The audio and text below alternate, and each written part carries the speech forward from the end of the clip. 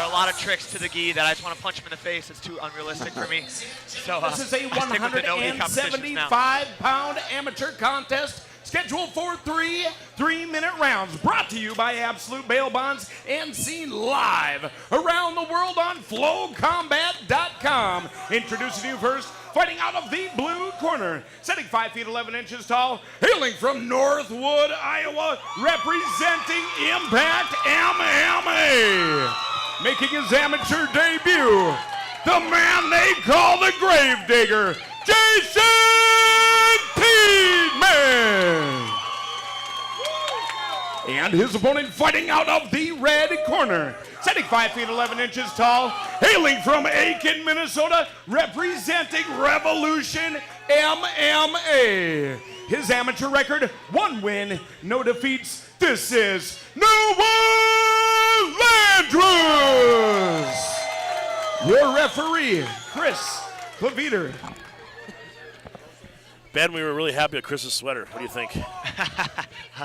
I like all the Christmas sweaters here from the commission today. I wish I would have known. I would have worn mine. Oh, I'm sure you got a good one. I was wearing one last night. So now that you're out of fight camp, Ben, I assume you're just Ben has built a full-on bakery I'm working on the at his bakery. house, Cameron. I gotta get by there. hand built everything. I Everything, got floor. He did the floor, the concrete. I mean, he stirred every bucket of concrete. He was too cheap to pay for a truck to come over.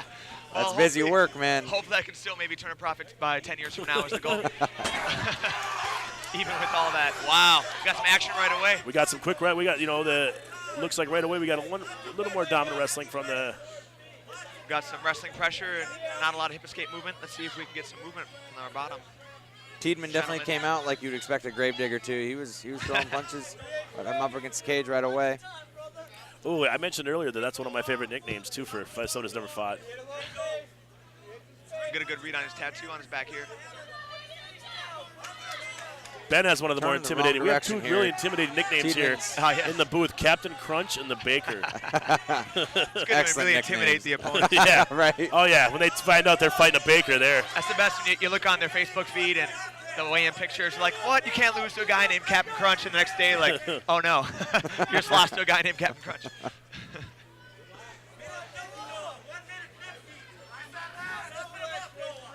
I think maybe it's the wrestling background. Tiedman gave his back up. Yeah. Got to drill those habits. Yeah, away. wrestling. It's great for MMA, but it can also teach you just a ton. Jiu-jitsu is the same way, and so is boxing. But it can teach you a ton of bad habits too, and Muay Thai as well. It's MMA is a whole different sport. Exactly. You got to find the ebb and flow to connect everything together.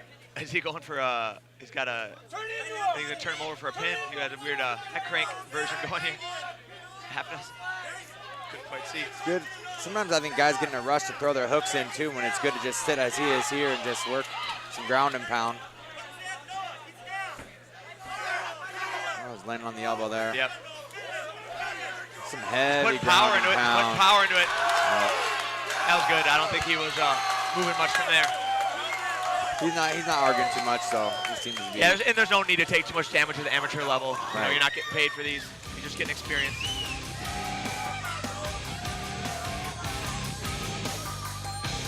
No, when you get a bad spot like that in an amateur fight, it is what it is.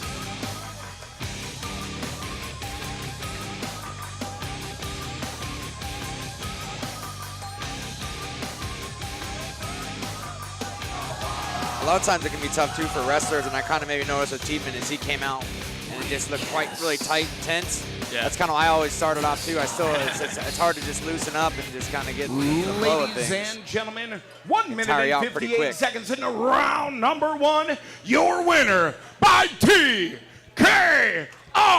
No one.